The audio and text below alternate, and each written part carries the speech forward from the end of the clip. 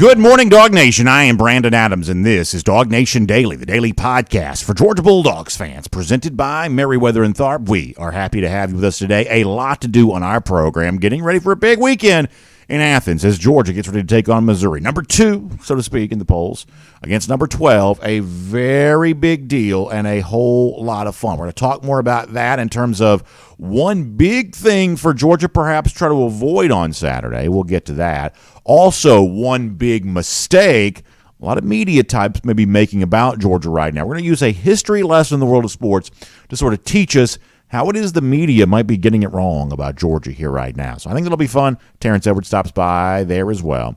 It is all on the way as DawgNation Daily, the daily podcast for Georgia Bulldogs fans, presented by Merriweather and Tharp, begins right now.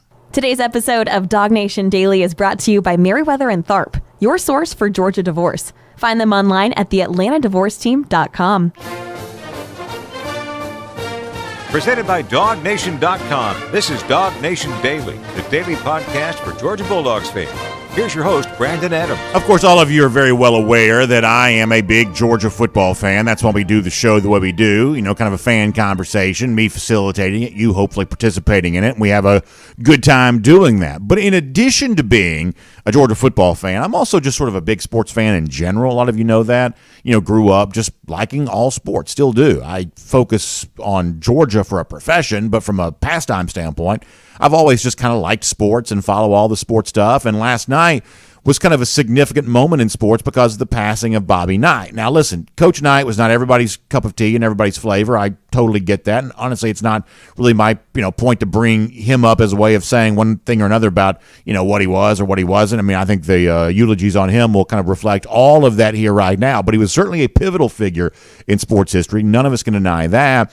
And in a lot of the remembrances of Knight, one thing sort of popped up that I was incredibly fascinated by. And I'm going to use this not so much to talk about Knight or even to talk about the person that Knight is talking about, but to actually set us up to talk about Georgia football here. Because I think when you go back and look at the past in sports, you are seeing sort of a blueprint template of how perhaps a lot of media types are potentially making a mistake as it relates to Georgia here right now this year, and perhaps to a certain degree about Georgia over the course of the last few years there as well. So let me start with something that seemingly has nothing to do with Georgia, and eventually we're going to work our way to Georgia on this particular discussion. So Bobby Knight passes away. A lot of folks kind of sharing certain things about Knight, and there's a guy named Aaron Torres who covers college sports and, does a lot of media stuff, and he shared a clip of Knight that I don't know that I'd ever seen before. It was Knight around the time of like the 84 Olympics. This is prior to Michael Jordan ever playing an NBA game. And it's important to understand this. This is before Jordan ever suited up for the Chicago Bulls, before he won his first MVP, before he won his first NBA title, of which he won 6, before he even played his first game. I guess the Jordan 1s hadn't even come out yet. This is before all of that. This is as Jordan was finishing his career at North Carolina, participating in the 1984 Olympics, and yet Bobby Knight, who obviously understood the sport of basketball as well as anyone could, had already seen enough from Jordan then to say, this is the greatest basketball player of all time. That is a fascinating statement to make, knowing that it came prior to Jordan playing his first NBA game, because the truth is, almost everyone would agree he was a far better NBA player than perhaps he was a college player. And yet, even as a college player, Knight had already seen everything that he needed to see. This is a fascinating audio clip, especially for those of you who kind of remember the Knight era and certainly the Jordan era of that time. This is what Bobby Knight said about Michael Jordan way back in 1984, I guess this would have been. I think he's the best athlete I've ever seen play basketball, bar none. If I were going to pick people with the best ability I'd ever seen play the game, he'd be one of them. If I were going to pick the best competitors that I'd ever seen play, he'd be one of them. So in the categories of competitiveness, ability, skill, and then athletic ability, he's the best athlete, he's one of the best competitors, he's one of the most skilled players. And that, to me, makes him the best basketball player that I've ever seen play. I mean, can you imagine that? Before Jordan ever played his first NBA game, Bobby Knight says, this is the best basketball player I've ever seen play. Now, Knight had been around the sport. He'd had an undefeated Indiana team in 1976 by that point in time. He'd won NBA titles by that. I should say he'd won college basketball national championships by that point in time. But when he saw Jordan around the 84 Olympics, he said, this is the best player I've ever seen play. That's a remarkable statement. Now, what makes it more interesting is some people did not see it that way. Some people did not get that. Even though you had guys like Bobby Knight saying, best player I've ever seen. Jordan only went number 3 in that year's NBA draft. Went to the Chicago Bulls. There were 2 players obviously taken ahead of Jordan. Now, can you imagine the error of having a guy that was even viewed by a guy like Knight back then as the greatest player of all time? I would say by now, rightly viewed by almost anybody, at least right-thinking people, we would say around here. The true and genuine GOAT is Michael Jordan. Can you imagine knowing that you were a part of that, a contemporary of Michael Jordan, and yet you didn't recognize the greatness as it was happening? Can you imagine that error? Can you imagine that mistake to say, okay, he was really number 1, should have been the best of all time, yet I had him at number 3. That's when he got drafted. Sam Bowie and Akeem Olajuwon, I guess, go ahead of him. I know Bowie does. I believe Olajuwon was the other. 2 players taken ahead of Michael Jordan, even though Jordan was the greatest of all time. And there were at least a few people, Bobby Knight back then, who sort of recognized that being true, that he was the best, he was the greatest, and yet some people only had him at number 3. Now, by now, hopefully you get how this ties in to Georgia football there as well. Because much the same way that Michael Jordan was a historic figure in his sport, the NBA, and basketball in general, we believe that Georgia football and the era that's participating in right now is also a historic team on a historic run there too. They've already won 2 straight national championships. They are working on one of the longest streaks of being number 1 in the AP poll in the history of the poll. In fact, within the next couple of weeks, they can establish the mark for the second longest reign atop the Associated Press poll, which is a remarkable feat in and of itself. And they are, of course, going to, as we say around here, go for 3 in 23. That's the mission. That's the goal of winning a 3rd straight national championship, something that has not happened in college football since the 1930s. And, certainly any kind of modern time in college football, that's pre-poll, that's pre-almost anything else, essentially has not happened in anything that sort of feels like the modern era of college football. That's sort of what's on tap here for Georgia. That's what they're participating this season to try to accomplish. This could be a historic run, the likes of which no college football team's ever seen. And I think when you understand all this, you have to kind of understand what makes college football different than other sports. We have seen 3 straight championships in plenty of other sports before. It's happened in Major League Baseball. It's happened in the NBA. But in football, for whatever reason, it just has not happened. In college football in particular, the sport we're talking about here right now, it's the kind of thing that hasn't happened. So the idea of, as some people say, a three-peat, or as we say, the go for 3 in 23, that's even more special in college football because of the rarity of that happening within the confines of this sport. Something that can happen in other sports seemingly has been impossible for anyone to achieve in college football. So the only thing we've ever asked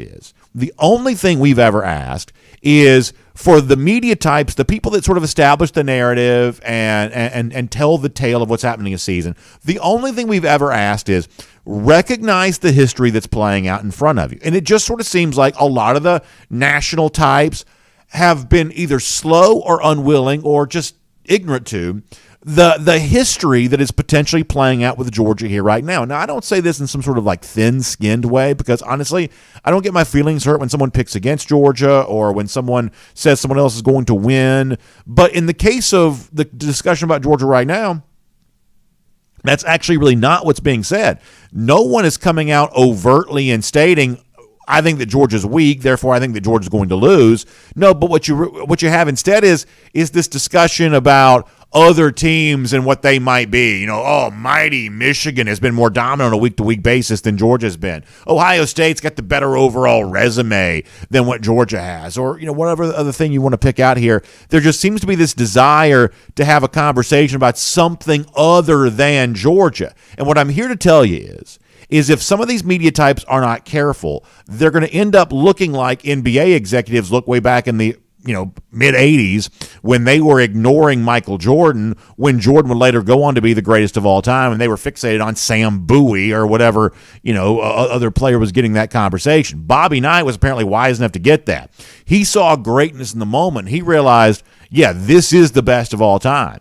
and yet given the same chance, make a similar evaluation here right now, it seems like a lot around college football are just either unable or very slow to want to do this, to recognize that Georgia is in the midst of what could be a historic season, and we ought to be talking more about that. Instead, what you have is this. Whether it's like the Joel Klatz, or I saw Stephen A. Smith, or anybody that sort of talks about this kind of stuff on television, there's this aggressive attempt to make sure we're not considering anything about last year for Georgia. This is a brand new year, and all you can look at is what Georgia's doing here right now. We're going to ignore what's happened the last couple of years. Now, from an evaluative standpoint about where it's supposed to be ranked here in the moment, I guess that perhaps makes sense. But if you are really bending over backwards to act like the last two national championship seasons didn't happen for Georgia, if you're ignoring that, if you're working really hard to ignore that, I think what you're doing is you're running the risk of missing the history that could be playing out in front of you. That Georgia could this year complete the most significant, the most historic, the greatest run of any team of all time. The kind of thing that other great programs would have tried to have done and failed. If Georgia were to complete this and finish this off, they would achieve where others would have failed. And that's the kind of thing that I think a lot of media types are going to look back on if it does happen and realize they spent way too much time trying to talk up Michigan, trying to make the case for Ohio State's resume because they beat Notre Dame and Penn State, as if we're supposed to faint because of that accomplishment, or any other team that might be generating that chatter here right now. And that's kind of, I want to play another clip for you here because honestly, sometimes Paul Feinbaum is also one of those guys. It's perhaps not every Georgia fan's cup of tea. Sometimes Feinbaum seems to, I don't know, I guess you have your own opinion about whatever you think that Paul Feinbaum perhaps is. But on ESPN this week, at least he had the sense seemingly to sort of recognize what we think Georgia is right now. We do believe that not only is Georgia the two-time national champion with a very straight path towards a third straight, we also believe that Georgia should just be ranked the number one team here right now. And we're not going to ignore what Georgia has established about itself over the course of the last couple of years. We're not going to ignore that. We're going to use that as part of our overall evaluation because that is the level of respect that seemingly Georgia should have earned, even though some media members seem to be working very hard to twist themselves into knots and to pretend like that doesn't matter there at all. But on ESPN this week, Feinbaum made it very clear that I don't care, how dominant Michigan's been on a week-to-week basis or what Ohio State's overall resume might be. The number one team in the country for this year is still the same one that it's been the last 2 years. I think Feinbaum got it right. This is what he said this week on ESPN. Georgia should be number one. It has nothing to do with what they've done in the past. It's really about what they are right now, and I still think they're the best team in the country, and they proved that Saturday. They weren't playing a great team in Florida, but they were playing without their best player and maybe the best player in the country in Brock Bowers, and they were dominating, and I think that's what people failed to realize about this team. Early on, they took their time. They had some close calls, but in recent weeks, they have been dominating. They have been explosive. Carson Beck has really emerged as a nice replacement to Stetson Bennett. And I'm not going to scream and holler. I'm not going to jump up and down because it will take care of itself. But Ohio State has beaten Notre Dame. They've beaten Penn State. Okay, big deal. I think Georgia is the best team in the country right now. Two quick points about this. First of all, Feinbaum at the end of that clip says, hey, I'm not going to scream and holler about this because it's all going to take care of itself. That's obviously true. Most of this is just sort of like, a sporting debate, sort of a made-for-TV debate, or the kind of thing we do just to sort of have something fun to talk about in the middle of the week before we get back to playing games again on Saturday.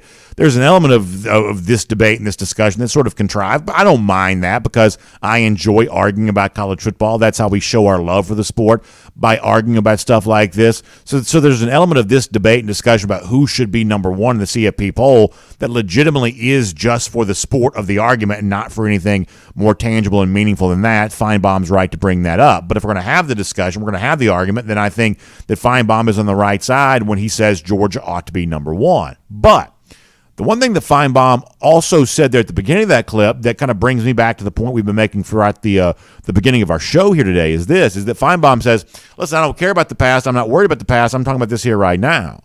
And I know that Kirby's big about this too, every year being independent of itself, and even the games within the season being independent of themselves there as well, that what 2023 is trying to do has nothing to do with what the 2022 team got done. Coaches say that kind of stuff all the time.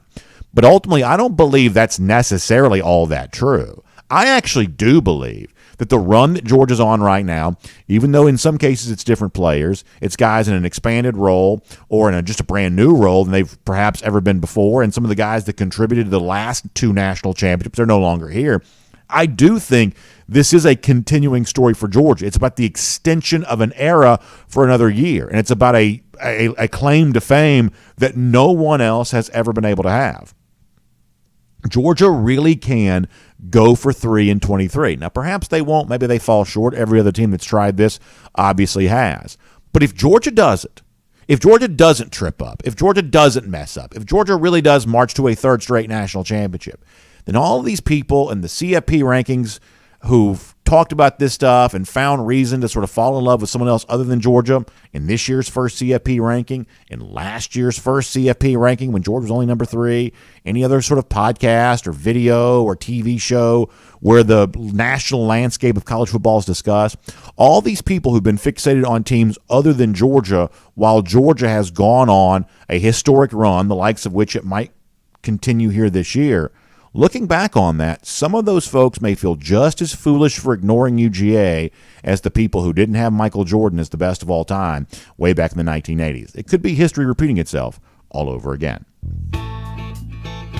My name's Brandon Adams, and this is DawgNation Daily, the daily podcast for Georgia Bulldogs fans. We're presented today by Merriweather and Tharp, and we are happy to have you with us no matter how you get to us live on video. We start at 10 a.m. across all video platforms. Our first and 15 there at DawgNation.com, and on the DawgNation app begins for you 9:45. Of course, we're on the radio, Athens Sports Radio 960 The Ref, and we are available as a podcast there as well. So any kind of platform you choose to use, audio, video, whatever else, we just try to make the show as accessible for you as we possibly can. And we certainly appreciate our friends at Merriweather and Tharp for making it all possible there as well. Your source for Georgia divorce. And I truly mean Georgia here on this because Merriweather and Tharp now stretches all across Georgia. Brand new offices opening up. Can't wait to tell you more about that. That's certainly an exciting thing. In fact, we got a brand new website we've been telling you about the last couple of weeks to sort of reflect their new statuses beyond just the Atlanta area, all throughout the state of Georgia with big-time offices opening up here. Go to GeorgiaDivorceTeam.com and you can learn everything you need to know about Merriweather and Tharp. That's GeorgiaDivorce.com. I should say, let me say it one more time, GeorgiaDivorceTeam.com. Let me make sure I said that right. GeorgiaDivorceTeam.com.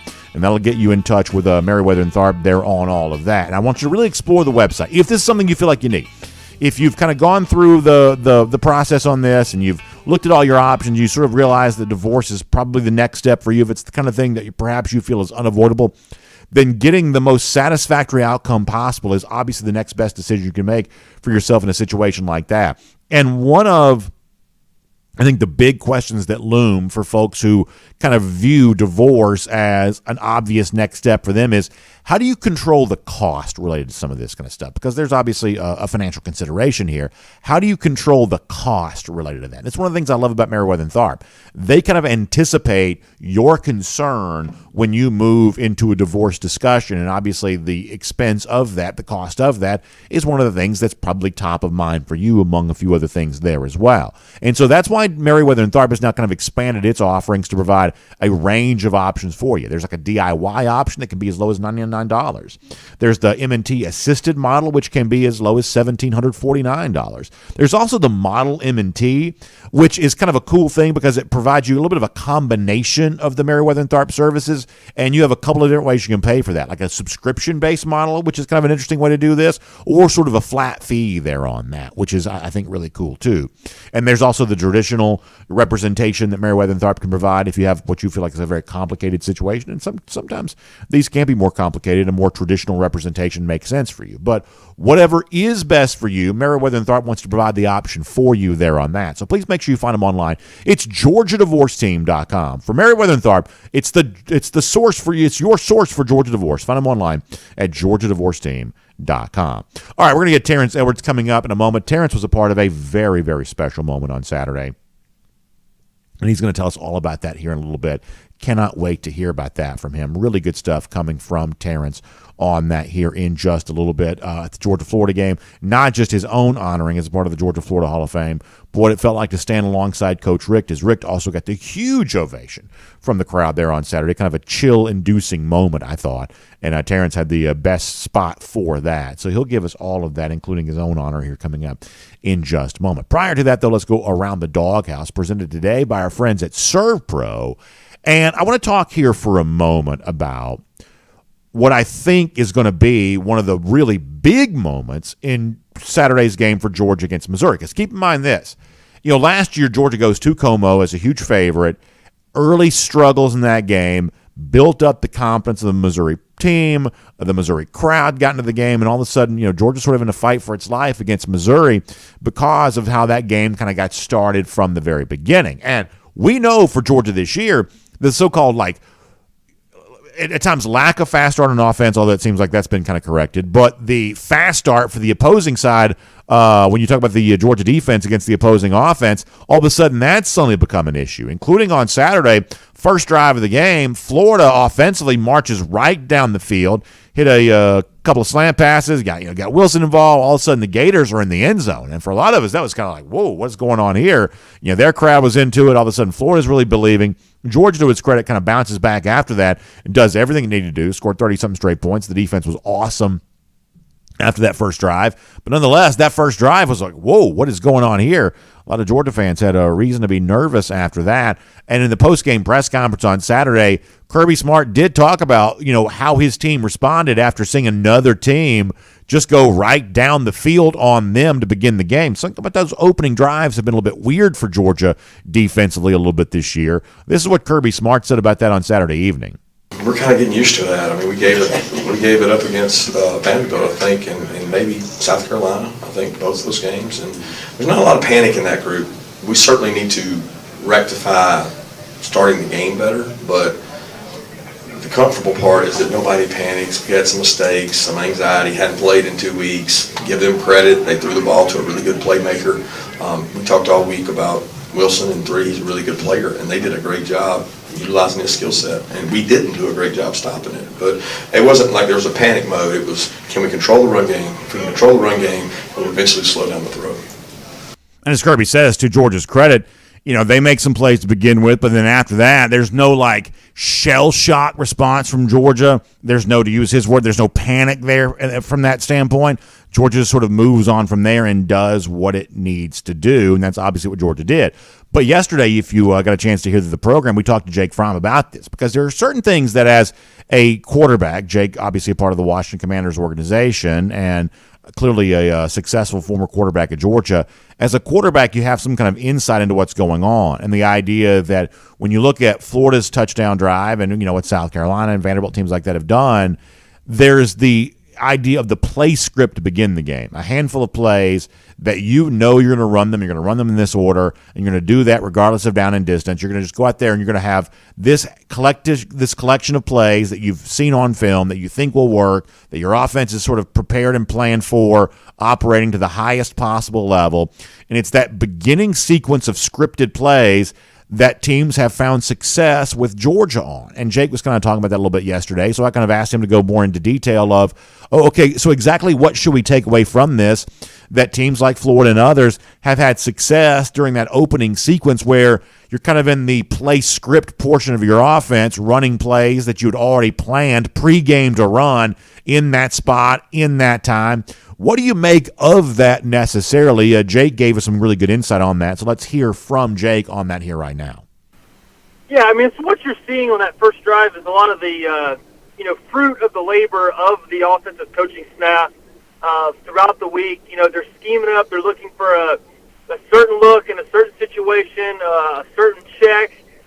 When you motion over, you go in to and from a bunch, or from a 2x2 to a 3x1, and really trying to exploit some of the schematics that the Georgia defense has, and then they do ultimately, and then Georgia goes to the sideline. They get the pencil and paper out, and they make some adjustments, and it pretty much nips that in the bud for the rest of the game. So it's good, on both teams. Good for the opposing team. Like, hey, that's what you're supposed to do. You did a great job of finding a little crease in there. But then also, man, you got to give a big tip of your cap to the Georgia defensive coaching staff for being able to make some quick fixes and get it taken care of. I think the points that Jake is making there are obviously very fair. That if you're a team like Florida, you've got 2 weeks to prepare for a game like that. You would hope the coaching staff could, even against a very talented and typically dominant defense like Georgia, you would hope they would be able to kind of find a few wrinkles that can exploit, or a few blemishes to take advantage of. You would hope they would be able to do that, and obviously they were able to do that. So I guess in some respect you kind of credit the opposition, but on the flip side of that, as Jake says, you also credit Georgia for, after kind of taking a punch in the mouth like that, all of a sudden you regroup, you react, and you really kind of lock down from there. And that's very clearly what the Georgia defense did after that for almost the entirety of the game. It was actually a great performance for Georgia defensively, despite the fact that it gave up that touchdown drive to begin the game. But nonetheless, when you talk about teams kind of finding a way to exploit Georgia on the opening drives, it makes a difference for Saturday, because you're talking about a team in Missouri that last year fed off a good early start in that game to sort of have belief and hang around for the entirety of the game.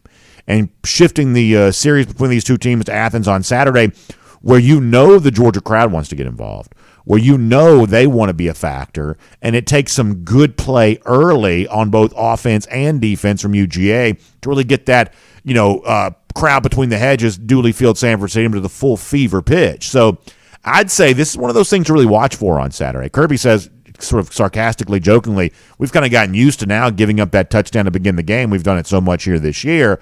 But obviously it goes, without saying, then a game against Missouri, a team that you probably feel is better than Florida, giving them that score only increases their possible likelihood of remaining competitive throughout the entirety of the game. So if you really want to zero in on something that could really matter on Saturday, can Georgia, against a sharp offensive-minded coach like Eli Drinkwitz with the offensive weapons to potentially, kind of toy with and play with, can Georgia avoid the opening touchdown given up? Can they avoid that? And can they eliminate any chance for Missouri to develop confidence from the very beginning of the game? Obviously, if it does, you'd have to think that increased the likelihood that Georgia goes out and gets the kind of performance on Saturday that many UGA fans are expecting. But in that sort of play script portion of the game, when the opposing offense kind of knows what it already wants to run, that's a spot where teams have had success against Georgia here this year. Saturday, to see if that can be prevented from a Georgia defense that seems to be finding its way here a little bit right now. That should be something to watch. And that is Around the Doghouse, presented today by our friends at ServPro. And, of course, Georgia's got its issues it's trying to fix there on the football field with Missouri coming to town. But you've got your own issues, perhaps, to think about, and that's where ServPro can come in, especially if you've got some sort of damage or mess that needs to be cleaned up. I'm talking about fire damage or water intrusion, or one of those deals where it's just kind of a mess and you just wish you could sort of like blink your eyes and it would all disappear, and perhaps that kind of magic isn't possible. But our friends at ServPro can do the next best thing for you, because they can get it all cleaned back up and fixed back up and leave it like it never even happened. And I can tell you this from personal experience. We had ServPro in our building, last year? They've also been back on our floor again here this year.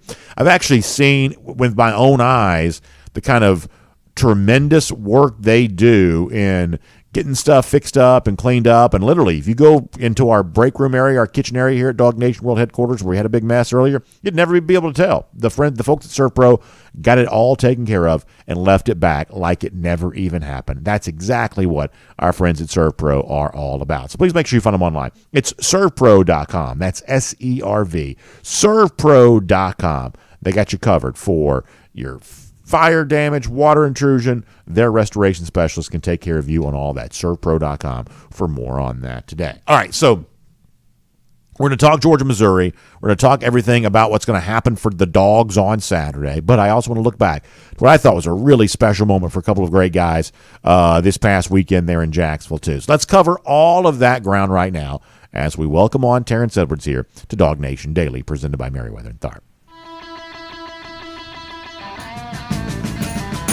From Athens and across the SEC or wherever the recruiting trail may lead, here's a DawgNation.com insider. Terrence, I'm glad to have you in the program today, and I thought it was an incredible moment on Saturday. I kept looking for you to try to get a chance to shake your hand and congratulate you. Never saw you in person, but I certainly saw you on the field there. and you get a great ovation going to the Georgia-Florida Hall of Fame. You were standing there alongside Coach Richt as he got really a thunderous ovation. You have wonderful pictures. Michael Carville, our producer, thank you for showing these off. A tremendous bust there for Terrence. Really just a great-looking thing there, and a wonderful celebration there for you. Terrence, what did this moment mean for you, not just for yourself, but also to be there alongside Coach Richt as well? Once I received the call and they told me who I was going in with, I think I was more excited about going in with Coach Richt than about myself. The Coach Richt has done so much for me in my career on and off the field that I could never repay him. But going into the Hall of Fame with him was just probably the most proudest moment for me for the whole weekend. And I got to tell you, I didn't realize the bust, the frame likeness of your face kind of in bronze like that. I didn't quite realize that was the prize for going to this Hall of Fame. We're watching this on video for those of us who are on video right now. That's quite a great looking thing right there. That's gonna look. I mean, that looks awesome in the the wall of fame that you perhaps have in your home or something like that. That's a pretty cool thing to be getting as far as the Hall of Fame induction goes.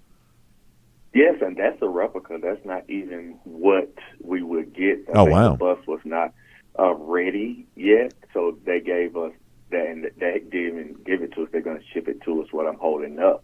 But we're going to get an actual bus.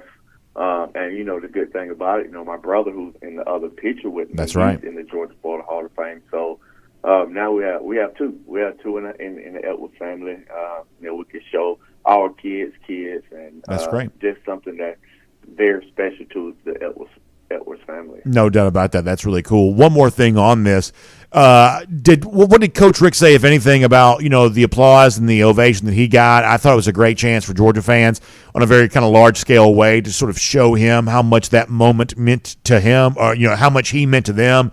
What did Coach Richt say about that, if anything, about that, how that felt to be recognized to the sort of extreme degree that he was by UGA fans? Just really, I thought, outpouring of love and emotion for him. Did Coach Richt say anything to you about that? Not necessarily, but we all know what type of love that the DawgNation has for Coach Richt. But I'm going to tell you this, Brandon, you should have seen the Florida players that was with me and that came along with Joe Hayden, Ernest Graham, how much respect and love that they showed him. I have a picture of Joe Hayden hugging Coach Richt, and you just can see the level of respect that the Florida players have for him. And Joe Hayden had Carlos Dunlap there, and Carlos Dunlap was just trying to get so many pictures with Coach Richt. And they respect him, and I think they respect even more of his situation he got going on. I mean, they were trying to take care of him, help him walk through the element. You just should have seen the respect that the Florida players showed for Coach Richt. And I think I know the love that the DawgNation have, but the love and adulation that the Florida players showed Coach Richt was more enlightened for me than what the DawgNation fans have for him, because I already know what they have for him. Just the Florida players to show the respect they showed was just overwhelming for me. That's a really nice thing to hear, Terrence. I'm glad you shared that. One of the things we talked about before you joined us today is the fact that, Saturday was a day in which Georgia obviously dominates the game, but the beginning opening drive kind of makes you a little nervous. Florida marches right down the field and scores, kind of continuing what has perhaps been a little bit of a trend here this year where, teams have kind of found success on that opening drive. We talked to Jake Fromm yesterday about kind of the play script portion of that, teams kind of preparing and planning for the plays they knew they wanted to run and finding some success while doing that. What do you kind of make of that? And, given a team like Missouri that obviously trying to pull an upset on Saturday, how important it is to prevent them from gaining that belief at the very beginning of the game there. How much do you zero in on the opening drive here on Saturday against Missouri as an important key part? Perhaps it's not, because Georgia's shaken that off now a few times, but you certainly don't want to keep playing with fire if you can help it. What do you look at from the Georgia defense on Saturday, the first time it takes on that opposing offense on the first drive of the game? I also think, we kind of overreact a little bit from the Florida drive, because they, just like us, did have 2 weeks off to prepare. And going to that opening drive, They probably have done some things that we haven't seen. They threw some new wrinkles in because that's what most teams do.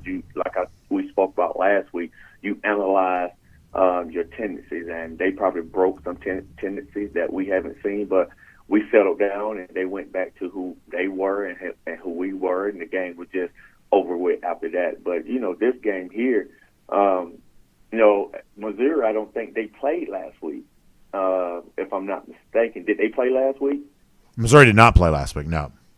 So that's my point. They coming off now of a whole week to prepare, 2 weeks to prepare for us, and we only have 1 week. So it's going to be important for the first drive, just like you said, because Missouri is probably going to throw some wrinkles in that we haven't seen, and we're just going to have to go in and withstand that opening punch. If they go down and score, we can't get too overwhelmed and look like, oh, here we go again, a slow start. No, you got to give the credit to the opposing team sometimes that they did a good job of scripting their opening drive. But how do the rest of the game go? And that's what I'm going to be looking at. And then beyond that, as others have kind of pointed out, is that Georgia has so effectively kind of bounced back from that, especially on Saturday where, Terrence, the opening touchdown notwithstanding, this to me on Saturday against Florida looked a lot more like the kind of Georgia defense that we were hoping to see, that we're used to seeing. This sort of felt like a defense that is certainly hopefully coming into its own, because when you get Jalen Walker involved, Tyron Ingram-Dawkins involved, obviously more Marvin Jones Jr., which we were hoping for. Damon Wilson now seems like he's ready to go and kind of ready to contribute there. You had a lot more kind of dynamic play kind of coming off that outside edge on Saturday from the Georgia defense than we're used to seeing, at least this season. And I thought this was, even with that opening touchdown, I thought this was a big step in the right direction for the Georgia defense overall. Hey, yes, I think this was probably their best performance. I don't necessarily think we blitzed a lot this game, but we got pressure with the front four with Jalen Walker and Ingram. So that was good to see that those guys was able to put pressure on Graham Marks and made him fumble a few times. And once your front seven start putting pressure on the quarterback, that also allows your secondary to gain confidence that they can take more chances or they can stick onto their receivers, don't have to cover as long as normal. So it all plays hand in hand. If the front seven is getting pressured, then the secondary can do a lot more things. As far as just sitting on routes or just being more comfortable to take chances because they know that their front seven is getting pressure. So I think this is the best game that we play, especially from the D-line standpoint of getting pressure without having to blitz a lot. So let's talk more about Missouri in the position you obviously know the best, the wide receiver spot. I mean, I think that Luther Burden is the best player that Georgia will face in the regular season. I just think he's been that good. He's, didn't have a great game against Kentucky for whatever reason, but other than that, he's had, almost a sure thing 100-yard receiving day just about every time out, and in plenty of games he's had far more than that too. Eli Drinkwitz has been very good at kind of knowing how to get him open. Brady Cook, the quarterback, has had a much better year than I would have ever expected him to have. There's a lot about this Missouri offense that really works very well right now, but to me, Burden is the number one name to know. When you look at him and the rest of these Missouri wide receivers, to the extent you've gotten a chance to see them, kind of what do you see, perhaps from Burden in particular, just because he's the most famous name, but that group overall has had a good bit of success here this year. Yes, Luther is definitely one of the receivers that I really wanted throughout the time that for me it's like watching receivers. He's one of the best that I have studied throughout his high school career, and even his college career. He is that good. So yes, he's going to be someone that we have to pay attention to. The defense is probably going to shift his way, so that allows the other defenders to have to play more man. I would love, and I know Georgia has never done this, but I would love to see number 3, Lassiter, kind of shadow Burton. But we have never done that in our defense. But I would just love to see that matchup, just play every play and see what Lassiter can do, because I think Lassiter is very good, and he's probably going to be a first-round draft pick this upcoming draft. I would love to see that matchup play in and play out, but we don't shadow. I'm just going to be honest. I'm just, once Lassiter's not on him, I'm kind of nervous about any other matchup in the secondary, especially from the outside corner position. I saw that Georgia did rotate Julian Humphreys in last week more than he's had before.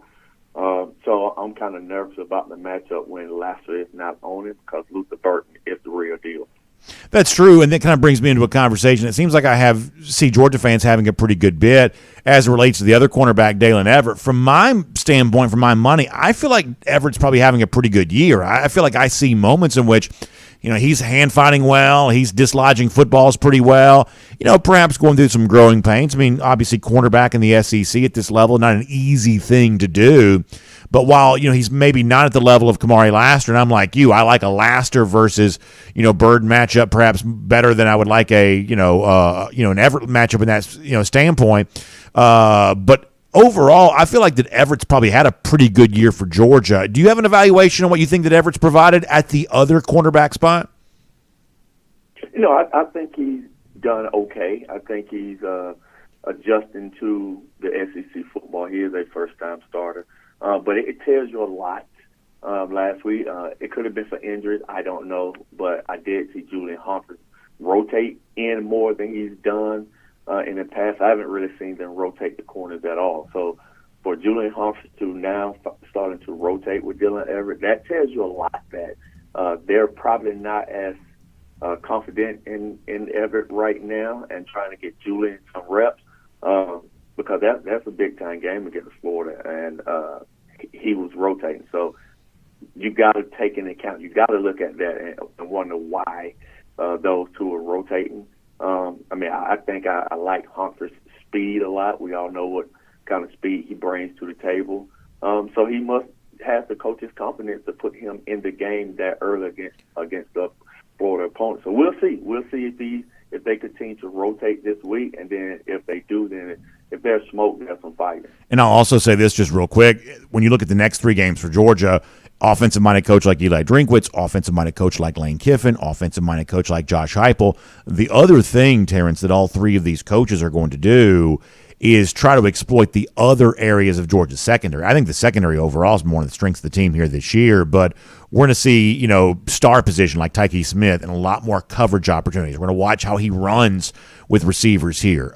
Safeties. I think the Georgia safeties are obviously one of the strengths of the team, but there's going to be a lot more like one-on-one coverage for a Malachi Starks, or, you're going to see just more of, Javon Bullard. You're going to see more of these safeties, nickelback. You're going to see more of that in coverage in these final regular season games, because that's what these opposing offenses, these offensive-minded coaches want to do. They want to spread you out, and they want to try to see if they can find a weakness in your coverage area somewhere, and that's going to kind of be the name of the game here for Georgia moving forward as well. So most definitely, and that goes back to the front four. If we allow them to get pressure and bring pressure with just rushing the front four and not have to bring 5 or 6, and we can drop into coverage, then I think we'll be fine. If we start to have to bring +1 and we don't get home, then that definitely leads to one-on-one matchups. And as a receiver, one-on-one matchups favors the receiver. So that's going to be the game. I think you're right that our secondary is probably strength, but that front seven now really has to bring their game like they did against Florida, so we could get pressure and he won't be able to sit back there for 3 to 4 seconds and find those talented skill position players. And just thinking about the game last year, I think this is, kind of one of those games where, Missouri took us to the brink, and I think that's going to be the talking point this week. Yeah. If you don't bring your A game, you see what can happen. And along with the college football playoff coming along, moving us to number 2 and kind of, in their minds, disrespecting us again. I hope you have the same effect that it did against Tennessee last year. Yeah, I think that's right. Let me finish with this, which is, I know that Ladd McConkey's a guy you've tied up for a long time, and obviously McConkey's worth to Georgia has been proven over and over, but perhaps never more so than on Saturday. It's the first game without Brock Bowers. That's obviously a big deal. It's been talked about for a reason. And yet the overall stat line that you think Bowers would have been able to produce, that's essentially what Ladd McConkey gave you as well. more than 100 yards receiving, got a touchdown for Georgia, looked like he was healthier than he has been at any point in time this year. We'll continue to monitor the situation with his back, of course. But my gosh, you're talking about getting a weapon back at exactly the right time. You'd love to have them both, McConkey and Bowers, out there together. But if you can't have Brock Bowers, bringing back a guy like Ladd the way that Georgia did this past Saturday, what a boost that was to the Georgia offense. What did you make of Ladd's performance?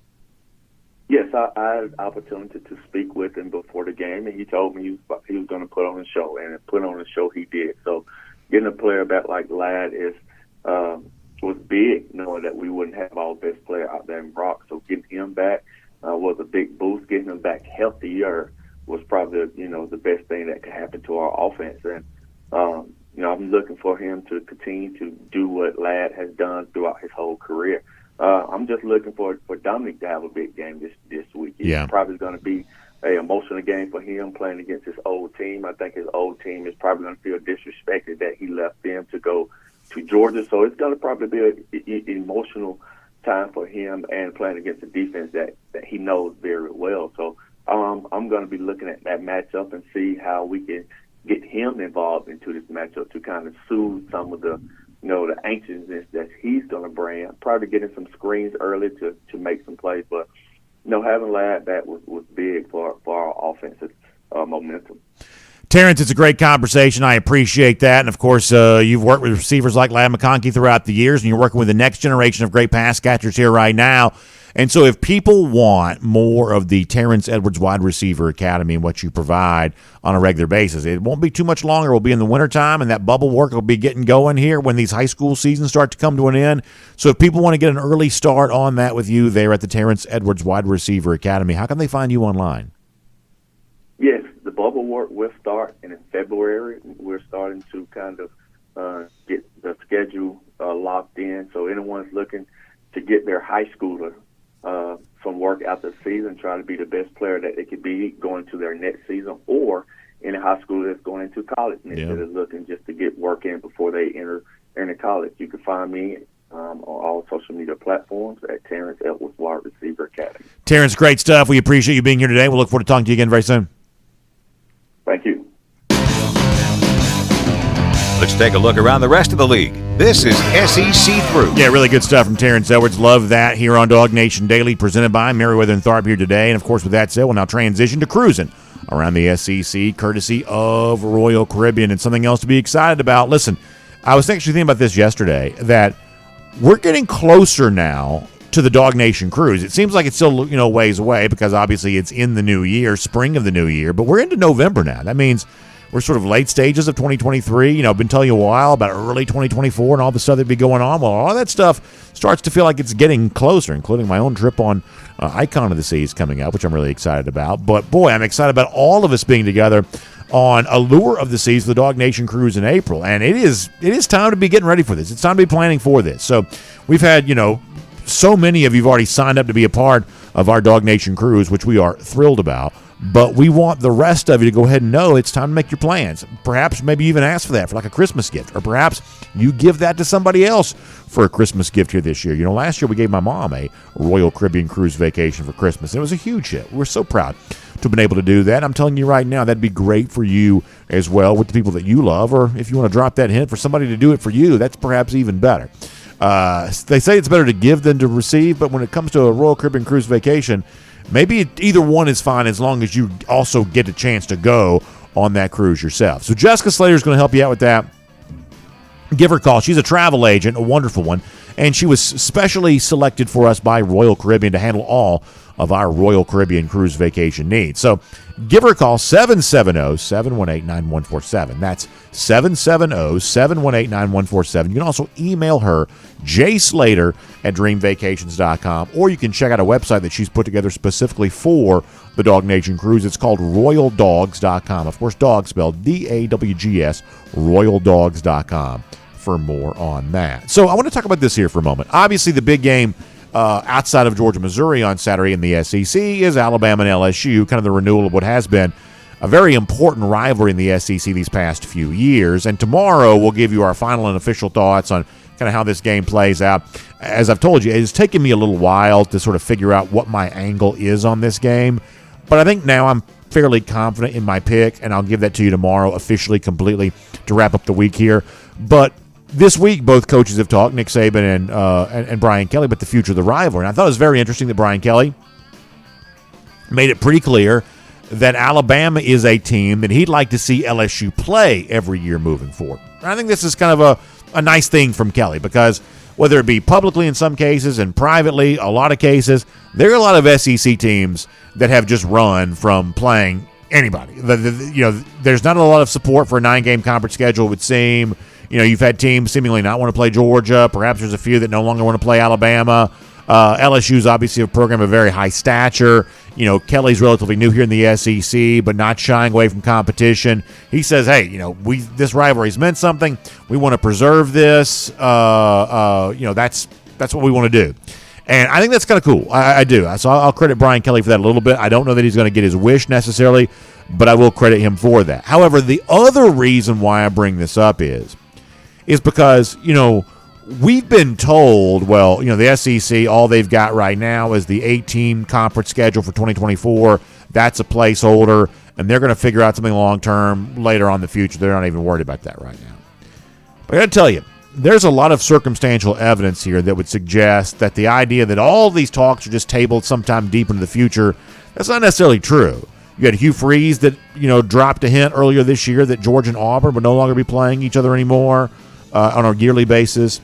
You had somebody else, Nick Saban was talking the other day about, something related to some of these, basically also kind of letting it be known that, it was Alabama, Tennessee, or whatever he's talking about, the idea that might not be played every year moving forward. There clearly seems to be some back-channel conversations happening on a fairly regular basis, and it seems like the SEC is a lot closer to resolution than sometimes they perhaps, sometimes hinted being. And it seems like we're a lot more likely heading towards like the 8-game conference slate than we're heading towards the 9-game conference slate, which I think is just sort of a huge failing on the part of the SEC. I really do, and a huge failing on the media partner ESPN, who's not stepping up to fund the larger inventory of games and the overall better competition. I've obviously blamed ESPN for this, and I'll continue to do so. But the SEC is also kind of mishandling this too. If you bring in Texas and Oklahoma, but somehow with more SEC teams don't find a way to give us more SEC games, it just feels like that's a real lost opportunity and kind of a real mess up. And one of the other things that Kelly said this week is that, the SEC teams have had a chance to sort of weigh in on like traditional rivalries they want to see preserved and things like that. And I know in the Big Ten at one point prior to the addition of USC and UCLA, there was some talk that, not every team would have multiple yearly rivalry games, that some games matter more so than others. And so the teams that need those would keep those, and the teams that don't wouldn't. I don't know that you can do that in the SEC while also giving the teams the chance to play everybody in the league twice over a 4-year span. There's just only so much space to do all this kind of stuff. So Brian Kelly says he wants to play Alabama every year. I think it's commendable that he does, but given what it seems like the SEC schedule is heading towards, I'm just not really quite so sure that's possible. And the one thing you should know about this is there is a lot more discussion and a lot more process towards resolution happening behind the scenes that's been given credence to publicly. Just keep that in mind. So there's a guy named Larry Williams who's covered Clemson for a long time, and he tracked down, is it Larry from Spartanburg is the guy's name, the caller to the Dabo Swinney show, tracked him down, had an interesting conversation with him. And one of the things that the caller from Spartanburg said was if he had to do it all over again, he'd be more respectful of Dabo Swinney. But this is a real person, apparently. There's some people that kind of wondered, was this a plant? Dabo seemed to have a lot of stats at the ready to respond to him. There's always going to be a sort of a knee-jerk reaction that moves people in the direction of conspiracy to begin with, because, frankly, there's a lot of stuff in college sports that is just totally fake. So thinking something might be fake is not an impossible conclusion for me to draw, just given the fact that there's a lot of fake stuff in college sports. But in this particular case, this was apparently not fake. This is a real dude. The longtime Clemson writer tracks him down. And one of the things that the caller said is if you had to do it over again, he'd be more respectful of Swinney. I have a couple of things here on this, then we're going to move off this and perhaps never talk about this topic again. Thing number one is this. There are some people who sort of treat this as some sort of great tragedy, that Dabo Swinney was questioned by a commoner, there's some sort of like egregious, miscarriage of justice has taken place because a multimillionaire like Swinney had to briefly be in a discussion with someone who doesn't have the same, level of financial whatever, that Dabo Swinney accidentally crossed paths with a commoner, and the commoner dared question his better in this particular case. And I don't think that kind of stuff at all. It's one of the reasons why I like talk radio and like these shows, these call-in shows for coaches. There ought to be every now and then an opportunity for just the regular rank-and-file constituency to speak to their coach. If you can go speak to your congressman at a town hall, you got to be able to speak to your coach every now and then too. And I think that the average college football fan ought to give the same level of respect to his head coach that you'd give to your congressman if you go to a town hall to speak to him or her, which is probably some sort of baseline level of respect. But the idea that you're supposed to sort of bow down as a supplicant, because this person's a millionaire and you're not, I don't necessarily think that's the case. I really don't. I think there's a general level of respect that all humans ought to give to each other. But the idea that there's going to be some great deference because you are speaking to someone of a different social stratus than you, I think that's nonsense. And so I've got no problem with the caller every now and then calling out the coach in a situation like this, even if even if I sort of agree with the coach, in this case Dabo Swinney's response back to the caller, the idea that it was this huge, egregious tragedy that someone from a lower social caste dare question a multimillionaire head coach, I don't find that to be true at all. On the flip side of this, when it comes to Dabo Swinney, some people are going to look at this, and we even ourselves the other day said, hey, it sort of feels like this could be coming to some sort of like powder keg, right? Like there's some sort of explosion about to happen here, that Dabo's upset because he's not appreciated. Clemson fans are upset because they're not really winning right now, at least certainly not anywhere close to the level they're used to winning, that somehow, some way, this can't last at this level. And what we said is what it could actually end up being is a several-year period where it sort of feels like there's these simmering tensions where, Dabo, making a lot of money, earned the right to sort of stay at Clemson and appreciate his status as a two-time national champion, and could do so somewhat bitterly as he continues to sort of face some of the heat that he's facing right now. And Clemson fans, if they don't start winning more, they're going to grow more and more frustrated because somehow, some way, it does kind of become the what have you done for me lately in terms of, how much success you happen to be enjoying in any given moment. But let me just give you one more thought on this, which is this. Some people say all of this could be fixed if Dabo would just embrace more of like the transfer portal and doing some of the things that a lot of the other teams are doing here in college football right now. But when it comes to like championship contention status, like how many teams are really establishing themselves at that by the transfer portal? Clearly Georgia's not. They take a couple of transfers, but it's not like they're remaking their roster via transfers. So the idea that Clemson could somehow do that, bring in a whole bunch of transfers and everything's fine and fixed, there's no comp for that in college football anywhere else. There's no template for that in college football anywhere else of someone heavily utilizing the transfer portal to become a championship contender. If anything, if I'm Clemson, here's what I'm thinking right now. It's simply that, hey, you hired Garrett Riley. You tried to go outside the program for an offensive coordinator. That didn't work. Riley's kind of proving to be a little bit of a bust. But who's to say if you don't try that again, go outside the program again for another kind of up-and-coming young offensive mind, maybe that one works a little bit better, and then maybe some of these losses that Clemson's had, maybe they can find a way to win some of those games. Really, if you just avoid some turnovers here this year, you probably win some of those games there as well. So I think there's nothing about Clemson, at least in terms of playing better than you are right now, there's nothing so broken with Clemson that perhaps couldn't be fixed by a better offensive coordinator at least. It may not make you a championship contender again, but you won't be losing the same number of games you're losing right now. So perhaps some of the stuff around Dabo may be just a little bit overstated there, at least worth considering that. And then let me very quickly give you this. There are a few games on the docket for this weekend that we probably won't get to talk about tomorrow, so I want to talk about a couple of those games here right now. Starting the SEC, I think Arkansas-Florida is pretty fascinating. Now, my assumption is that Florida will probably win the game. They really need this. When you think about what they've already lost, they've got the Kentucky loss, the Georgia loss, the Utah loss. You've got Missouri game looming, LSU game looming, Florida State game looming. I mean, Florida needs to find wins wherever they can find it. And against Arkansas is one of those games you'd like to think you can get that if you are a Gator fan. If you lose this one, then all of a sudden you run the risk of not being bowl eligible, which is obviously a pretty bad thing for a Billy Napier coach team in his second year if that were to be the case. Florida appears to be the better team on paper, but Arkansas is going to be a little bit tricky to figure out into this game moving into Saturday. Dan Enos is no longer there as offensive coordinator. And sometimes the changeover at coach at least briefly provides a little extra spark for the team. And for Arkansas, you sort of wonder, the best player in this game is probably still KJ Jefferson. Now, Jefferson has not had that kind of year. I don't think Dan Enos was using him very well. Probably wasn't a very good hire, unfortunately, for Sam Pittman. But you kind of wonder, okay, well, in the sort of reboot here, the sort of post-Dan Enos era, do they just kind of find a way to turn KJ Jefferson loose? And can Jefferson, kind of a single-game basis, kind of go out there and just sort of put this Arkansas team on his back? Admittedly, as a Gator hater, I'd love for Florida to lose. That's probably the pathway towards getting this done. I guess ultimately I probably like Florida in this spot. I'll also mention this. For South Carolina, they host Jacksonville State on Saturday. It's Battle of Gamecocks. Jacksonville State's 7-2. South Carolina needs to be very, very, very careful. Be very careful with Jacksonville State calling there on Saturday. And that's all I'm going to say about that. Just be careful, Gamecocks, the ones in Columbia. Watch out for Jack State coming up to take you on there on Saturday. And then I'll also mention this kind of outside the SEC. I think that Texas-Kansas State's a little bit of an interesting game for a couple of reasons. Texas is not a huge favorite here in this spot. They're about a 4.5 point favorite, something like that. I think there are a lot of people waiting for Texas to have one of these sort of Texas-style moments where they don't make good on some of the hype that they're getting. I truly don't believe it's that kind of Texas team here this year. I know Chris Kleiman's a really good coach, and Kansas State won the league a year ago.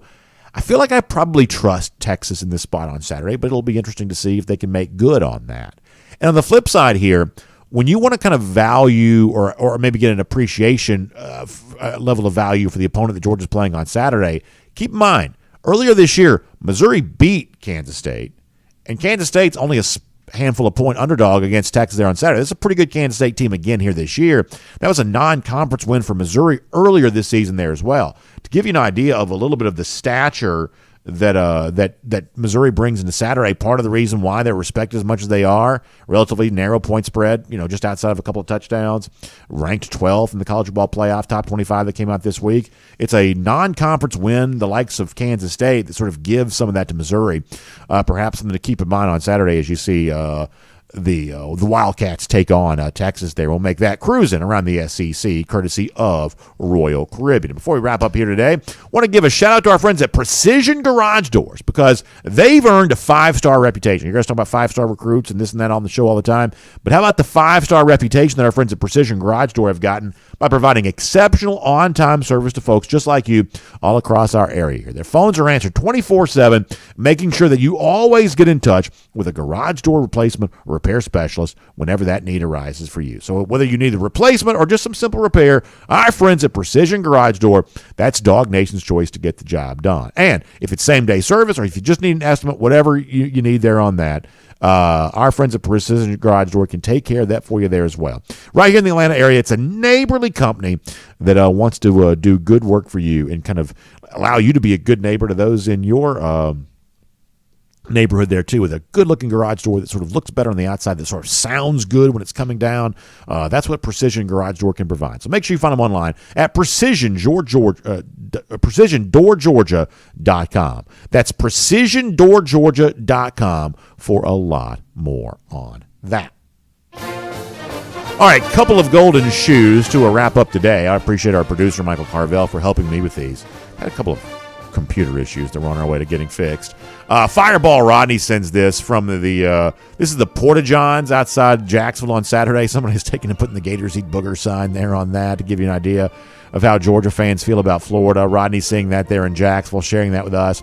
We will give him a golden shoe for that. It's certainly very funny and an example of sort of the festivities that Georgia fans enjoy as they mock Florida before the game, watch their team beat Florida during the game, and then they taunt them after the game. That's become a tradition for UGA fans down there in Jacksonville. We appreciate Rodney sharing some of that with us.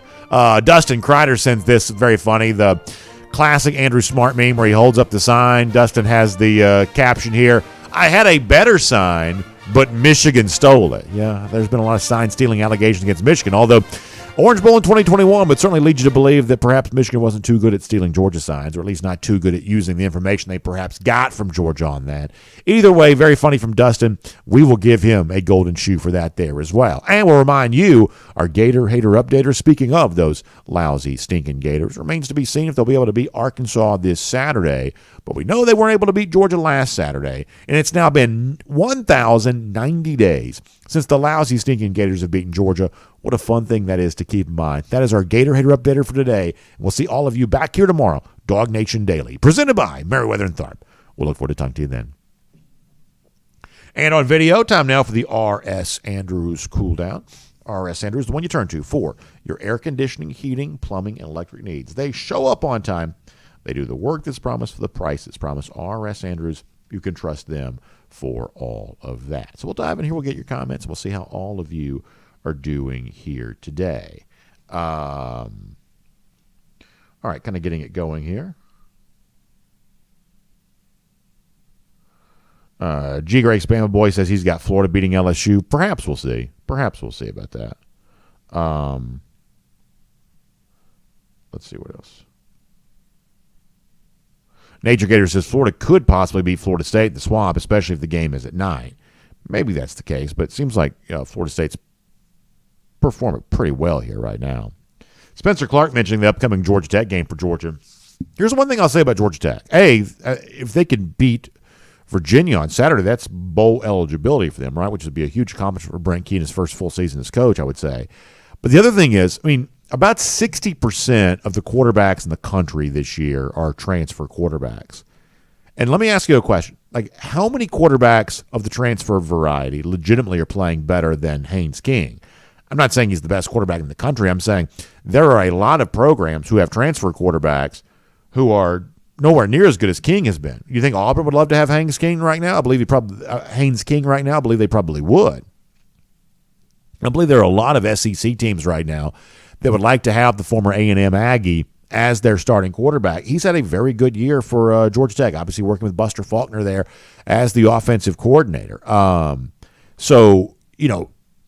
I don't watch a ton of Tech football, just to be completely honest with you. But I have tried to follow King here a little bit, and I've been very impressed with what I've seen from him. Let's see what else. Jay Shipe says, am I concerned that Jimbo wasn't trying hard enough to get involved with those sign stealing signals? No, that's pretty funny. Unfortunately, that's another thing that Jimbo Fisher's apparently a step slow on, unfortunately. Mark Woodmansee says, I think we have a reason to fear Burden, but has Georgia failed to get ready for any team's receivers since Kirby's been here?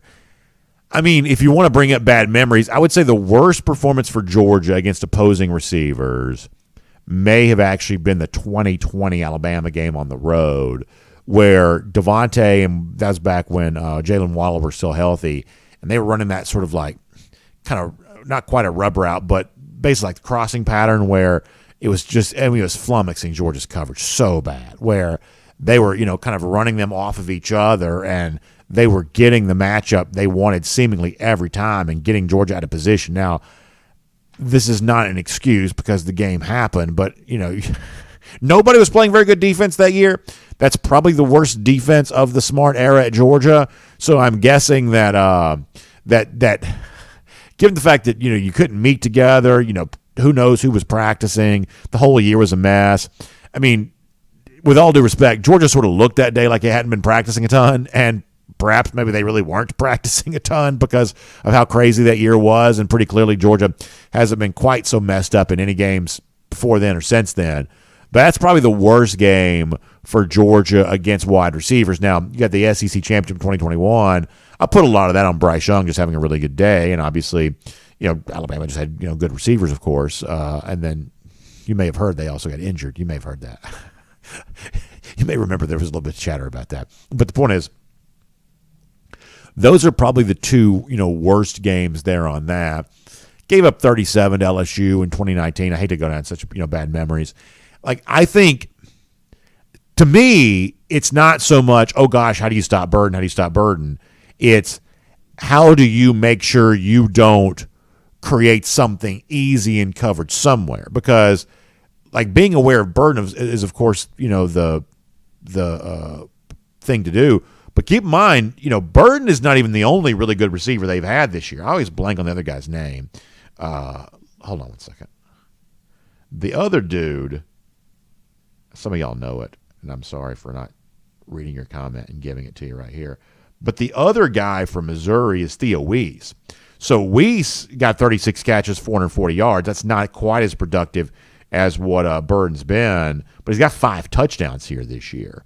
So, it's not just Burden, it's also Theo Weiss, but it's also this thing of, a coach like Drink, a coach like Lane, a coach like Heupel, or is it Hupel? Is that what the guy, the TikTok Tennessee fan called him, Hupel? These kinds of coaches, what they're going to be looking to do is, hey, can I challenge a Georgia safety? Malachi Starks, I believe, is one of the best players in the country and certainly among the very best defensive backs. But last year at times, Starks had a couple of coverage issues, still a relatively young player. Can they challenge Starks in coverage? Can they get a faster player on, dadgummit, 22. What is wrong with me? The guy that won the MVP in the playoff games, number 22, Javon Bullard. Gosh, good gracious alive. Talk about sometimes the brain just completely locks up. Can they get a faster player on Javon Bullard? Can you exploit something with your nickelback, your star guy, Tyke Smith? That's what a lot of these opposing offenses are going to are going to want to do here. And so that's what's probably more important than just how do you stop Burden. It's how do you keep yourself from being exploited with something with your secondary. That's what it probably comes down to. Over here at DawgNation.com for a second. DT says, I think the offense is built on taking what the defense is giving you. Brock's got a next level ability to take what he wants. Yeah, that's always been the thing about Brock Bowers is, and we always talk about how he got 3 catches to begin the game against Michigan in the Orange Bowl, even though Michigan certainly had to know they wanted to throw the ball to Bowers, and now we know about the sign stealing. Perhaps they even knew more than that. And yet they still found a way to get the ball to Bowers, including on that touchdown. It seems like a lot of that has happened with Brock when he's been, healthy and playing for UGA.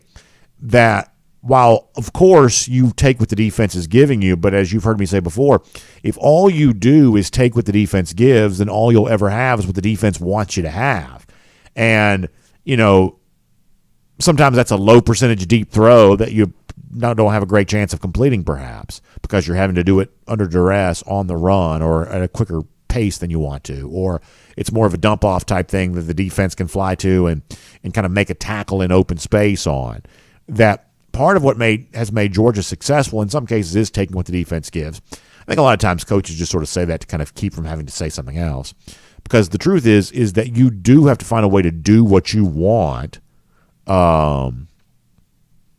even though the defense is trying to take that away from you. I had a smart coach tell me one time that when it comes to defense, his defensive philosophy was, he said, I'm not trying to stop you. I'm trying to get you to do something you don't want to do. I thought that was a really interesting way to look at that. And I think there's an element of that of, hey, do you allow a defense to force you into doing something you don't want to do? Because there's probably a pretty good reason you don't want to do it. And if you're forced to do too much of what you don't want to do, then you're eventually just end up stopping yourself. Somebody brought up a good idea. Scott Harris says, no, who said this? Third and Will says, maybe we should change Terrence's profile picture for his interview to his Georgia-Florida Hall of Fame thing holding up his bust. I think that's a pretty good idea. Michael, what do you think about that? Huh? Yeah, I think that's a pretty good idea. I think that's a good idea. Duval Dog says, do you think everyone's going to try to do what Florida did on their first drive? Well, as we said before, what Florida really seemed to do there was put together a pretty good play script that sort of specifically took advantage of what they thought were a couple of weaknesses from Georgia, which Georgia seemed to pretty quickly counter and pretty quickly respond to. Some of that was slant stuff, and Kirby actually talked about that this week, that, if people have a tendency to think these slant plays are so effective, but, Kirby's question was, well, how come people just don't run that on every single play if they're so effective, which is a pretty fair point. In other words, sometimes the analytics people will tell you that, hey, the least efficient play you can run is the fade pattern, especially like a fade pattern to the end zone. That you should run more slants than fades because fades are less efficient than slants are. That's a long time math nerd analytics discussion. The teams run too many fade patterns because fade patterns aren't, according to the math and the calculators, aren't particularly efficient plays. And what I've heard some coaches say is the only reason why the slant pattern works is because the teams have to also be fearful of the fade. That you can't view any play kind of in a vacuum of, well, I run the slant because it's more efficient than the fade, but if a team doesn't believe you're going to run the fade, then it becomes a little bit easier to stop the slant. Kirby talked about how, a lot of times slant plays, get broken up by batted balls and things like that. So I think the point that Kirby's making there, which is probably true, which is nothing's ever quite as easy as it looks. When a slant pattern works, which is what Florida used a lot on that first drive, it just seems like the sort of thing, well, you ought to run that every single time. It seems like a relatively easy throw for a quarterback to make. You're creating a natural separation with the receiver by the way that he runs the route. When you watch a slant pattern work, it sort of seems like you should do that on every single play. It does. I mean, to your eyes, it just sort of looks that way. But as Kirby points out, it's never quite as easy as it looks. DT brings up a pretty good point. He says, if you do want to run a slant pattern against Georgia, you better not be afraid of the bull, Javon Bullard right there, because he certainly lit somebody on fire this past Saturday on that. JP says it was just missed assignments. The film doesn't lie. But what you do see, though, now this is what Tennessee was really good at a year ago. And Kirby Smart, you could, there was that one audio clip of Smart really getting after Ringo at practice last year. That, Tennessee was really good last year at creating missed assignments because of the way they line people up. And the pre-snap stuff just does that to you. Or how you, kind of put people in a formation just sort of does that to you. Go back and look a year ago. Jalen Hyatt won the Blitnikoff, right? Especially prior to playing Georgia. How many of Jalen Hyatt's touchdowns were wide open? I'm talking about the only person on the video screen is Hyatt. I mean, how many times that happened? And what we joked about last year is, how in the name of goodness is he so open all the time? He's the best receiver on the field. How come, even against Alabama, some of this was true, where when he's catching the ball, there is nobody in the zip code other than Hyatt.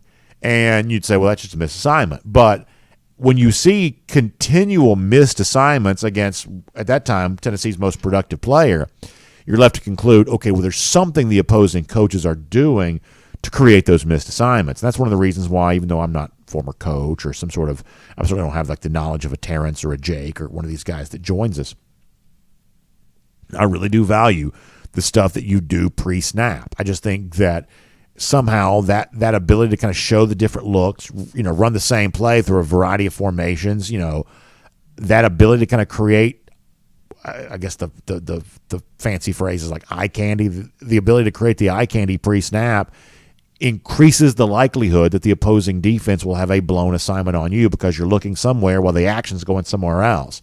Some of the coaches that Georgia's about to play, they seem to be better than average at inducing those missed assignments, and something to keep in mind. Scott Harris says that Kirby's the best in the country at in-game adjustments. I've never seen a team lock things down like UGA does as consistently as they do. I totally agree with you on that. And I'm also fascinated by the level of technology that exists for in-game adjustments now. For instance, I do high school football on Fridays, and even at the high school level, a lot of times we're not in these palatial press boxes the way that some of the bigger stadiums have. So a lot of our broadcast positions will be right next to the coaches sometimes, the coaches in the booth. Sometimes I'll be doing the game here, and they'll be sitting right there. And literally as they're coaching, you got me screaming and yelling into the microphone, which I'm sure is super annoying. But nonetheless, that's just kind of what high school football sometimes is. But what I'm amazed by, even at the high school level now, all of these coaches have access to the game film on the tablets during the game, and they're going back and rewatching every play. And obviously Georgia is really good at making the in-game adjustments, but one of the things I find fascinating, because, listen, I'm not a former coach. I haven't spent a lot of time on sidelines. I'm always interested in the high school level because it gives me a little bit of a glimpse at a version of the sport that, I'm just not as involved with, at least in terms of the coaching and playing aspect of it. And what you see is the technology really does exist, that if you see a mistake, if you see an opportunity, you can fix it on the spot. And it just sort of matters, do you have the kind of coaching acumen, the sort of coaching chops that gives you a chance to do that? And that's the cool thing about Kirby Smart. Like, will Kirby ever have sort of a winter of failure the way that Dabo's going through it right now at Clemson? My guess is probably not. At least not the same level, because the one thing that makes Kirby different than Dabo is that Kirby can do the actual coaching. Like, Dabo is great at like program atmosphere and good vibes, but Dabo has got to outsource the actual coaching to someone else. He needs a Brent Venables. He needs a Larry Scott, or I'm sorry, Jeff Scott. Boy, I'm tearing up names today. Jeff Scott, or all the guys that have kind of come through there. He needs those guys to do the actual coaching for him. That's not what Dabo's strength is. Dabo's more about the program culture, but other guys, the coordinators, get outsourced to do the actual coaching. Well, if Glenn Schumann and Will Muschamp both got the flu, or whatever we're calling it these days, and they couldn't beat the game on Saturday, Kirby Smart could coach the defense. Like Kirby can, and obviously he's still very involved with that. That Kirby can do the actual coaching. And when you have a head coach that can do the actual coaching, when you sort of hire on the basis of, hey, who has the actual football chops to get in here and figure something out, the technology exists to do that. You can look on your tablets. You can look at all that kind of stuff. You can spot it in the moment and make a switch or take advantage of a weakness on the other side. You can do that there in the moment as long as you've got the coaching chops to do it, and obviously Georgia does. Randy Hall says, how about our offensive line for the Joe Moore Award? I certainly hope that's the case. I mean, you'd like to think, this group is playing better now. I mean, to be completely frank, at the beginning of the year, you're not quite so sure Georgia was necessarily playing at a Joe Moore Award level. But the one thing that has remained relatively consistent is Carson Beck's not getting touched at all. So that's got to be a huge thing for the Georgia offensive line. And all of a sudden now it seems like they're opening up a lot more holes in the running game too. Plus the fact that they have absorbed the injury to Amarius Mims and not really skipped a beat. Gosh, that's got to count for something, you'd like to think. And then beyond that, I realize that's sort of a rubber stamp. They just seem to give this to Michigan every single year. But can we not have at least some sort of punitive treatment of Michigan on the heels of the whole Spygate thing? You'd like to think that maybe they'd have to at least sit out 1 year of winning the Joe Moore Award on the basis of that. You'd hope that's the case anyway. Let me go to Facebook for a moment. I haven't been there yet. On Facebook. Eventually.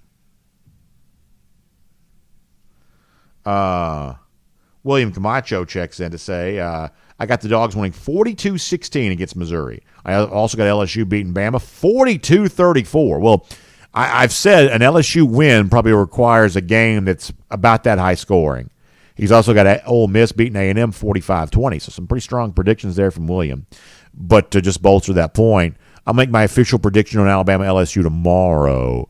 But I do believe the more points that are scored in the game, the more it favors LSU, which is seemingly kind of what you're on target towards there as well. How about Scotty Barnes got it 54-14, Georgia over Missouri? Let me tell you something. If that's the kind of score we're looking at here, oh boy, it could be on and popping in terms of Georgia after that. That could be fun. Miriam Corbin's got it 45-13 here right now. Barry Watkins says Dabo's unwillingness to change is why Clemson's on the decline. Perhaps so, and in some respects it's probably true, but I don't believe for a second they're not paying NIL. I mean, Clemson's paying NIL, otherwise they wouldn't be recruiting anybody. So Clemson's not an unwilling participant in the NIL process, almost certainly.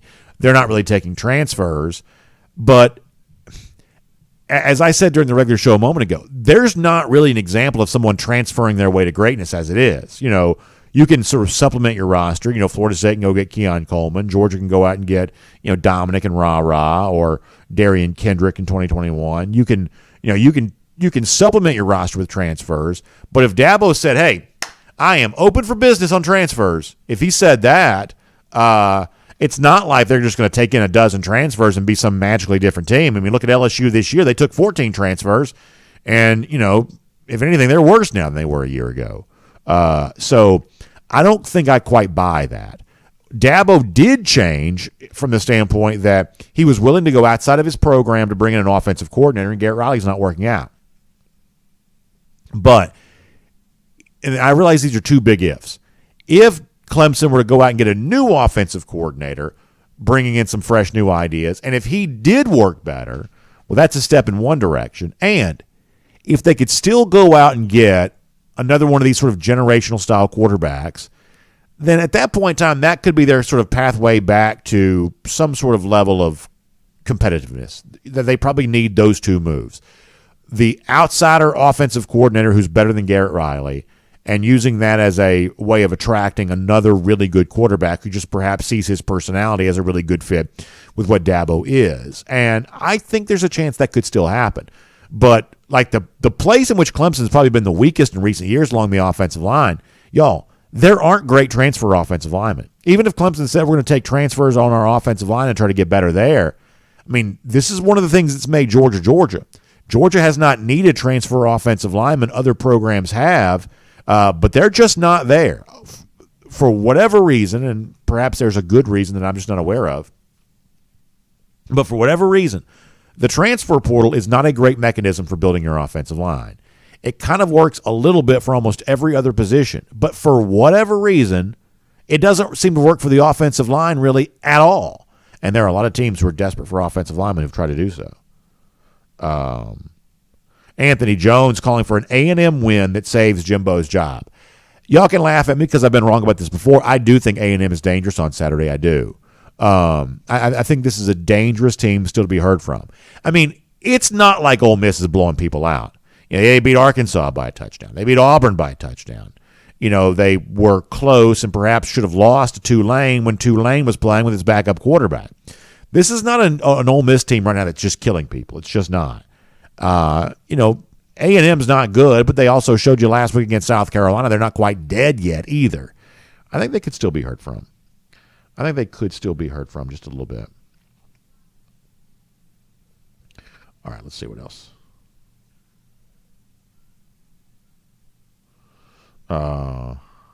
Miriam Corbin wants a microphone in the press conferences for the ability to hear the questions. That's probably fair.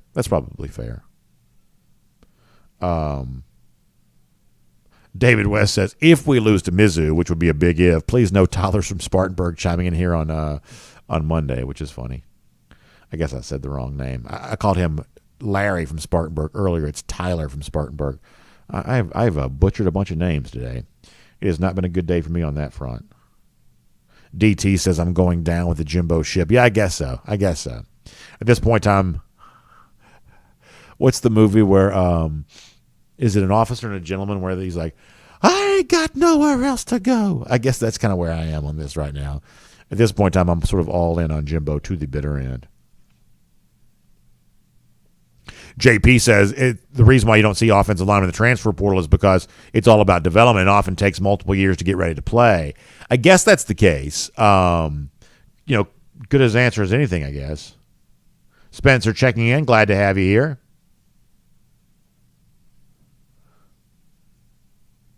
Let's see what else. JP says the last thing this team needs to fix are the red zone issues. Fix that, and the repeat possibility is very real. What's nuts is we only have allowed 17 trips to the red zone this year, but teams have scored touchdowns on 4. Is that really what the number is? 14 of 17? I knew it was high, and I was planning on doing this sort of red zone thing tomorrow.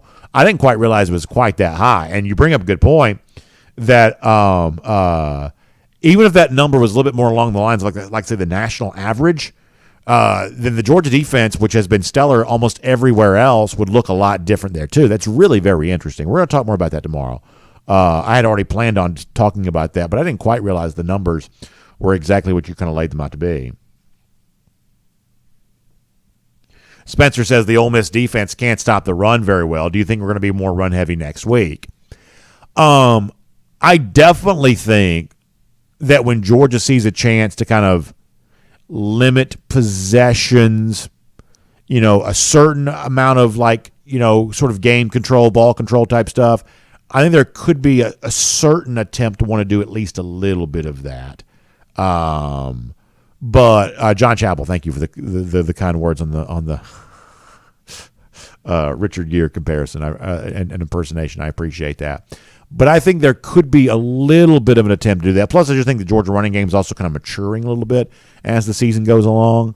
I think that could be the case. Spencer, I think that's a really good point. But, I mean, this team still wants to take advantage of its offensive possessions too. So, ultimately what they're going to probably try to do is a little bit what they've kind of become the last, couple of years, even predating Mike Bobo's offensive coordinator.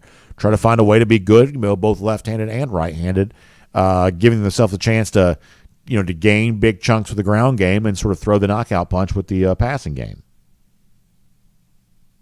Johnny Surf Dog says the Dogs took Tyler Catalina from Rhode Island back in 2016. And by the way, Catalina came here in a good year. That's also kind of a long time ago now. When I'm talking about transfer offensive linemen, I'm sort of talking about the last couple of years of, teams are just not really providing themselves a great fix there on that. But Catalina came here, and, I mean, I don't know that he's still in the NFL, but he played in the NFL for a good while. He had an NFL career, Catalina did. So, and Georgia needed him. I mean, my gosh, where would Georgia have been without him that year? Matt Presley says the defensive line is starting to take form, going to be a strong group by the time the SEC championship comes around. I think you're right about that, Matt. I do. I think you're right about that. Taylor Russell also pointing out that Georgia right now is you got all these these sort of four-star offensive linemen coming in for the class of 2024. And I'll tell you what I like about that too, Taylor. Taylor is that some people will tell you this is not a great year for offensive linemen in the class of 2024. And one of the best ways you can measure that is, okay, how many five-star offensive tackles are there? How many offensive linemen in the top 100 recruits in the country are there? Those positions like offensive and defensive line there's just sort of a different number of them in given years depending on, just randomness, really. So in a year in which it's sort of thought, okay, well, the overall crop of offensive linemen perhaps is not as great as it is in some years. I love what Georgia has done. Georgia has said, I don't know if they've said it because of this. It's just something I've noticed. In a year in which there are some questions about, the overall quality of offensive linemen, Georgia is betting big, pun intended, betting big on a elite trait. The guys that Georgia are bringing in are massive, massive. Now, they're also, pretty highly rated recruits, four-star type guys, things like that. But in a year in which maybe there's some additional uncertainty about what the offensive line crop sort of looks like, going in on a big bet on let me get the biggest guys that I can find, and we'll see if we can make something out of this. I think that's probably pretty wise and pretty sharp, and it seems like that's what Georgia's doing. All right, final comments. We're going to get ready to go.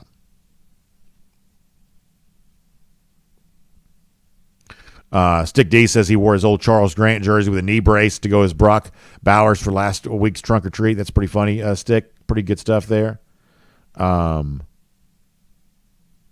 G. Grace Bama Boy in the Oregon defense. So I think that Oregon's the class of the Pac-12, and I think they're far more likely to make the college football playoff than Washington is, even though Washington's kind of got the win in hand there. All right, let me go around the other comment sections here real quick. Winfred Steinspring, thanks for the kind words. Miriam Corbin says, I wanted the offense in the red zone to score. She says, it's iffy now. If we score more regularly outside the red zone, that's got to change. Yeah, seeing Georgia do a little bit better, that would be great. Joseph Kennedy, a little bit of a jab at the Missouri fans, which is funny.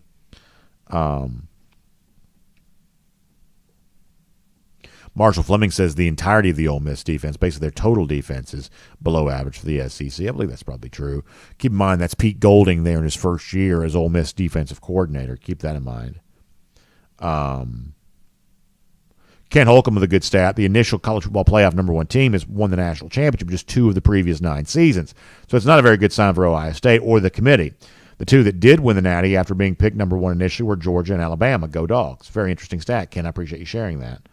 JP says that Missouri is going to be a trial run for Ole Miss. On the flip side, it's going to give Ole Miss a film in how we defend it. I understand the point that you're making. I think it's probably a pretty good point. However, am I wrong in saying I think that Missouri's a better team than Ole Miss? Because I think I do. Do y'all agree with that? I think Missouri's the better of the two teams. I know Ole Miss is ranked higher, but I'm fairly confident in thinking I think that Ole Miss is. I think that Missouri is the better of those two teams. DT also mentioning Monroe Freeling. Yeah, I mean, don't discount this. Now, we're not thinking 2024 because we're still trying to go for 3-23, but Georgia could be set up at offensive tackle next year. Ernest Green seems like it just seems like he's getting it really figured out over there. By the way, I'll tell you a quick funny story. So the day, I'm friendly with, some of the player parents, just, sort of say hello, talk sometimes. And so I saw Ernest Green's mom, and she called me over, and she said, hey, when you talk about my son on the show, I want you to tell him to call home more. So there you go, Ernest. If you're watching right now, you need to call you need to call home. Your parents want to hear from you more on a regular basis, which is fairly common for parents when their kids go off to college. But Ernest, your mama said to call her. So there you go. Message passed along there on that. But the point is that Ernest Green, I think, has got the look of a guy that's really figuring it out on the left side, and Monroe Freeling has gotten some really valuable snaps as of late, and that could be a guy that ready to sort of slide in as an offensive tackle next year. And you're sort of talking about a time in which offensive linemen, we were addressing before, a pretty rare commodity. That Georgia may have its offensive tackles already figured out for next year. Gosh, how valuable is that? JP says, overall, I do agree on Missouri being better. I was referring to their offensive tackle as similar. I think that's probably true. I think that's probably a fair point, that they want to kind of go about it in a similar way. You're probably right about that. All right, we got to get ready to go. Thanks for being here, y'all. R.S. Andrews Cool Down. Y'all find R.S. Andrews online, rsandrews.com, for your air conditioning, heating, plumbing, electric needs. They show up on time. They do the work that's promised, the price is promised. You can trust them on all of that, including heating systems. It's been cold at night here now. That means the winter's almost here. So go ahead and get your heating system tuned back up to factory fresh specs. Find R.S. Andrews online at rsandrews.com for more on that. We'll see you tomorrow. One big final day to talk about Georgia, Missouri. Also a very, very crowded slate of top 25 games, including Alabama, LSU, and a lot of fun. So all that on tap for tomorrow. We will see you then, everybody. Dog Nation Daily, presented by Merriweather and Tharp.